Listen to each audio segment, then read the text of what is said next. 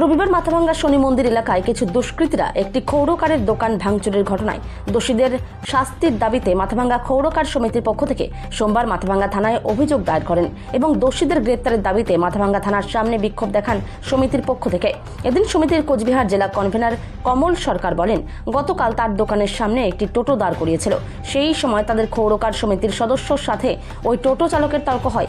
এরপর ওই টোটো চালক কিছু লোকজন নিয়ে এসে তার দোকানে ভাঙচুর করে, এমনকি তাকেও মারধর করা হয়। এই বিষয়ে তারা থানায় অভিযোগ জানিয়েছেন এবং পুলিশকে দ্রুত অভিযুক্তদের গ্রেপ্তারের দাবি জানান। মাথাভাঙ্গা থেকে উৎপল অধিকারী রিপোর্ট, বিগ নিউজ বাংলা। থানায় বিক্ষোভ না, এটা আমাদের একটা শান্তিপূর্ণ একটা স্মারকলিপি প্রদান করতে আসছি কাজী সাহেবের কাছে। কালকে আমাদের একটা দোকান ভাঙচুর হয়, যথারীতি সেখানে ভুলভ্রান্তি সবারই থাকে। তো আমাদের মুদ্রা কথা হচ্ছে কোচবিহার জেলা কমিটির পক্ষ থেকে যে আমাদের যে ক্ষুদ্র ব্যবসায়ী সেলুন দোকান, এদের উপরে যদি এরকমভাবে আক্রমণ আসে, দোকান ভাঙচুর করে ফেলা হয়, তাহলে এই গরিব মানুষগুলো কী করে চলবে?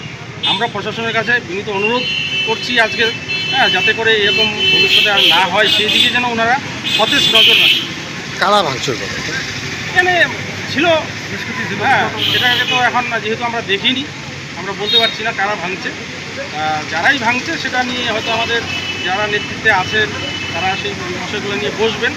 আমাদের এমনিতে কোনো তাদের প্রতি তাদের এগেনস্টে কোনো কেস পেসের ব্যাপার নাই, তবে আমরা প্রশাসনকে এইটুকু জানাবো যাতে করে এরকম আর কোনোদিন না হয়, সেই জায়গাটা যেন ওনারা নজর রাখেন। কেন ভাঙচুর করছে?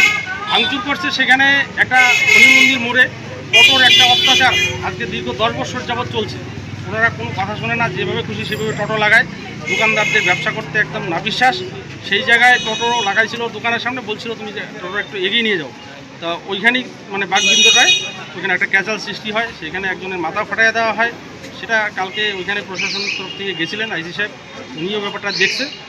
তা আমরা ভেজালটাকে বেশি দূর গড়াতে চাই না, কারণ সবাই আমরা এক জায়গায় থাকবো। এইসব চিন্তাভাবনা করে আমরা প্রশাসনকে এটুকুই বলতে চাই, ওনারা যেন সতেজ নজর রাখে, আমাদের এই ক্ষুদ্র ব্যবসায়ীরা যেন সঠিকভাবে ব্যবসা করে খেতে পারে। তোর নাম? আমার নাম কমল সরকার, কোচবিহার জেলা ক্ষৌরকার সমিতির আহ্বায়ক।